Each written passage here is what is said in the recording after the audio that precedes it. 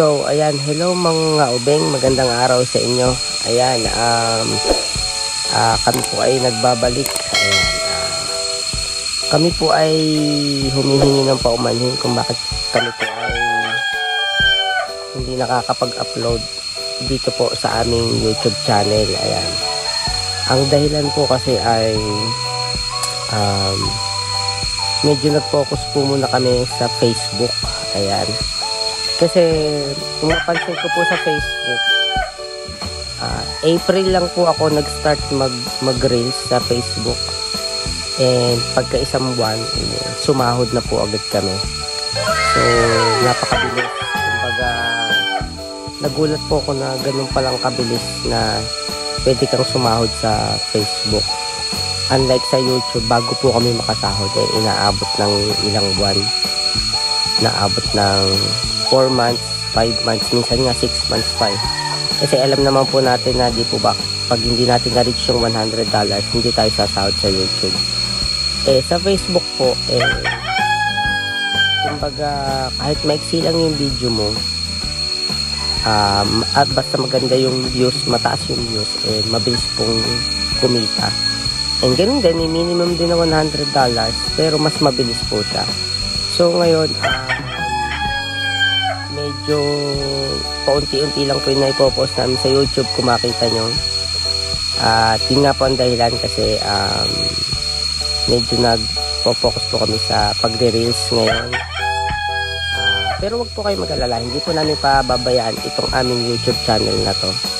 And meron po kaming i-upload dito sa aming YouTube channel na first time namin parehas ni Patricia. So, abangan nyo po yun. Yun ay isang sports na first time lang namin makikita at makakasama dun sa field na yun. Basta first time yung sports na yun. So, abangan nyo po kung saan yung lugar na yun at kung anong klaseng sports na parehas na first time namin ni Patricia na sana masubukan din namin, matry din namin, sana masubukan. So abangan nyo po yun. This coming June yan, this coming June namin gagawin yung vlog na yun. Wait lang po kayo. Ayun nga, muli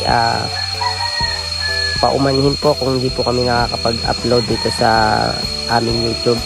Meron po nagko-comment na nauubusan na raw kami ng idea ng content sa YouTube. Hindi po. Actually, marami akong naiisip na mga content dito sa YouTube. Ang kaso nga po ay medyo nagpo-focus po kami ngayon ay sa Facebook. Yun nga, kasi nga po, inulit ko na mas mabilis pong sumahod kaysa sa YouTube. Mas mabilis pong sumahod sa Facebook kaysa sa YouTube. Yun po ang dahilan kasi po gusto na po namin maipaayos itong aming bahay. Gusto po namin mapalitadahan yung loob ng bahay. Kaya sabi ko medyo mas mabilis na paraan itong Facebook.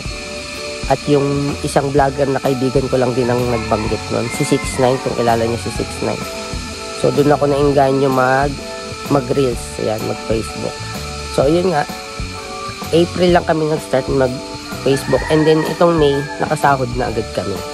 Kaya sobrang nakakatawa lang, blessing na binigay ni Lord na iyon, at pagbubutihan pa namin. Pero huwag kayong mag-alala, hindi namin bibitawan tong YouTube. Mag-a-upload din po kami. Yun nga lang po, medyo nagpo-focus nga kami sa Facebook, pero babalik kami dito sa YouTube. Mag-a-upload po kami. And this coming June, meron na po kayong aabangan ulit ng mga vlog namin. Ayan, huwag po kayo mag-alala. This coming June, ayan, lagi na rin ulit tayo mag-a-upload, okay? So mga obeng, ayan, maraming salamat sa walang sawang suporta.